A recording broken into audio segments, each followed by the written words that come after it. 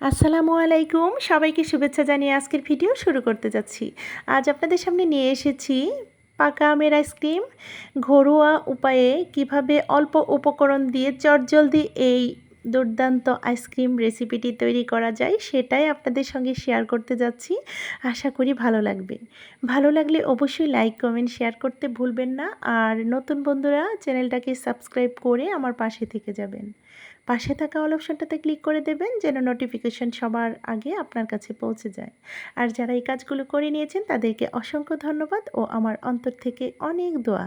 তো চলুন দেখি প্রস্তুত প্রণালীতে চলে যাই। সবার প্রথমে এখানে কিছু পাকা আম খোসা ছাড়িয়ে নিয়েছি। এরপর এই সমস্ত আমগুলো আমি পালটুকু বের করে নিয়েছি একটা গ্রেটারের সাহায্যে। আপনারা চাইলে ছুরি বা বটির সাহায্যে কিউব করে কেটে নিয়ে সরাসরি ব্লেন্ড করে নিতে পারেন। আমার আমগুলো যথেষ্ট পরিমাণ পাকা ছিল সেজন্য এই ব্যবস্থা করা।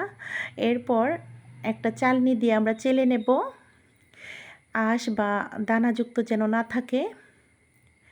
এখন চালনিতে ঢেলে নিয়ে একটা হ্যান্ড হুইস্কের সাহায্যে ভালোভাবে নাড়াচাড়া করে নিচ্ছি যেন ভালোভাবে পালটুকু পড়ে যায়। একটা ফ্রেশ পাল পেয়ে গেলাম, হয়ে গেল। চেলে নেওয়া হয়ে যাবার পর এখানে একটা মিক্সার জারে 3 কাপ পরিমাণ নিয়েছি আমের পাল। আমি কিন্তু এখানে কোনো পানি মিশাইনি। আপনারা চাইলে এখানে লিকুইড দুধ কিংবা পানি মিশিয়ে নিতে পারেন বেশি ঘন মনে হলে। এরপর এখানে আমি 1 কাপ পরিমাণ দিয়ে দিয়েছি জাল করে নেওয়া ঘন দুধ।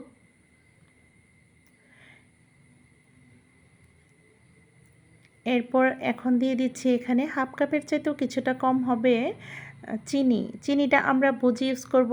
আমটাতে কি পরিমাণ মিষ্টি আছে সেটা বুঝে কিন্তু আমরা চিনিটা ব্যবহার করব। আমার আমটাতে যথেষ্ট পরিমাণ মিষ্টি ছিল সেজন্য অল্প পরিমাণে চিনি দিলাম। আপনাদের কম বা বেশি লেগে যেতে পারে। এখন ব্লেন্ড করে নিয়েছি 20 থেকে 25 সেকেন্ডের মতো যেন সমস্ত উপকরণগুলো মিশে যায়। ব্লেন্ড করে নেওয়ার পর আইসক্রিম মোল্ডে এখন ঢেলে নেব। আমাদের ঘরে যদি কোনো আইসক্রিম মোল্ড না থাকে আমরা গ্লাস বা কোনো কাপে এই আইসক্রিমটা তৈরি করে নিতে পারি।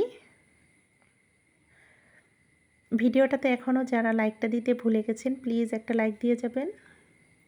এখন আমি সমস্ত আমের পালটুকু ঢেলে দিচ্ছি আইসক্রিম মোল্ডে। খুবই সাবধানতা অবলম্বন করতে হবে যেন এদিক সেদিক পড়ে না যায়।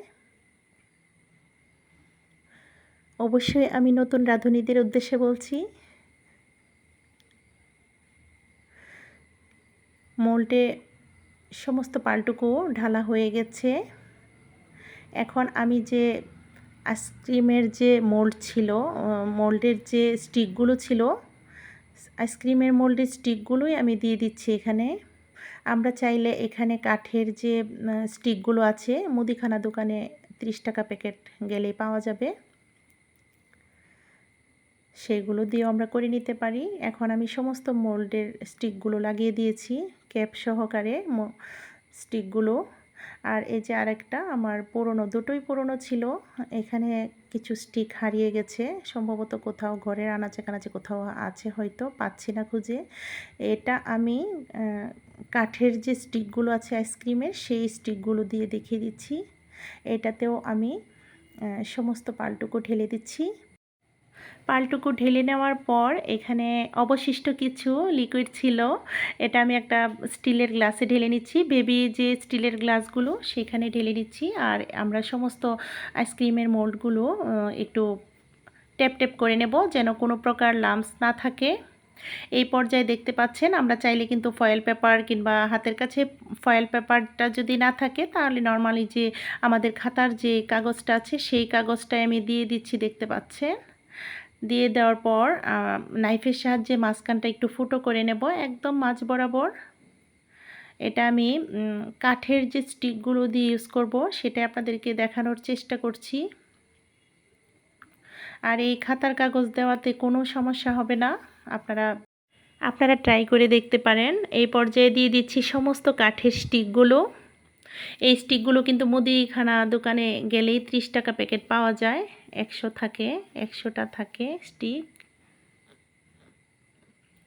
সমস্ত স্টিকগুলো দেওয়া হয়ে যাবার পর চতুর্দিকে আমরা একটু মুড়িয়ে নেব, গাটারের সাহায্যেও নিতে পারি, সুতার দিয়েও বেঁধে নিতে পারি। তো আমি অফ ক্যামেরায় সুতলি দিয়ে বেঁধে নিয়ে 3 ঘন্টার জন্য আমরা ডিপ ফ্রিজে রেখে দেব। 3 ঘন্টা পর আমি আইসক্রিমগুলোর বের করে নিয়ে এসেছি, দেখতে পাচ্ছেন। খাতার কাগজটা একটু ফলো করেন, কোনো সমস্যা কিন্তু হয়নি। আর এই যে 3 ঘন্টায় ভালোভাবে জমাট বেঁধে গেছে আলহামদুলিল্লাহ। আমরা এখানে 5-6 মিনিটের মতো অপেক্ষা করব। সরাসরি বের করে আনার পরে আমরা কিন্তু টানাটানি করব না, টানাটানি করলে কিন্তু স্টিকগুলো বেরিয়ে আসতে পারে, তাই আমরা 5-6 মিনিট ওয়েট করব। আর যদি বেশি শক্ত মনে হয় একটু নর্মাল পানির মধ্যে আমরা কয়েক সেকেন্ডের জন্য 10-15 সেকেন্ডের জন্য রেখে দিতে পারি। দেখুন সুন্দরভাবে বেরিয়ে আসছে সমস্ত আইসক্রিমগুলো, খুব চমৎকারভাবে বসে গেছে এবং খুবই সুস্বাদু হয়েছিল। খুবই চটজলদি সহজেই কিন্তু এই আইসক্রিমটা তৈরি করা যায় ঘরে থাকা অল্প উপকরণ দিয়ে। আমরা চাইলে কিন্তু অনায়াসে এইগুলো করে নিতে পারি। বাহির থেকে আমাদের আইসক্রিম নিয়ে আসার কোনো প্রয়োজনই পড়ে না। বাচ্চারাও কিন্তু খুশিতে, ছোট বড় সবাই কিন্তু খুশিতে এটা খেয়ে নিতে পারে, একদম কলিজা ঠান্ডা করার মতো। আর খাতার কাগজটা দেখতে পাচ্ছেন, আইসক্রিমেও কিন্তু লেগে নাই, চমৎকারভাবে হয়ে গেল। তো আলহামদুলিল্লাহ, আলহামদুলিল্লাহ। আমরা চাইলেই কিন্তু এটা চটজলদি করে নিতে পারি। আমি সমস্ত আইসক্রিমগুলো একটা সার্ভিং প্লেটে কিন্তু সার্ভ করে দেখিয়ে দিচ্ছি আপনাদেরকে। আশা করছি আপনাদের ভালো লেগেছে। তো আগামী ভিডিও দেখার আমন্ত্রণ জানিয়ে আজকের মতো ভিডিওটা এখানেই শেষ করব। সবাই ভালো থাকবেন, সুস্থ থাকবেন, আমাদের পাশে থাকবেন, আমাদের জন্য দোয়া করবেন। আল্লাহ হাফেজ। আসসালামু আলাইকুম।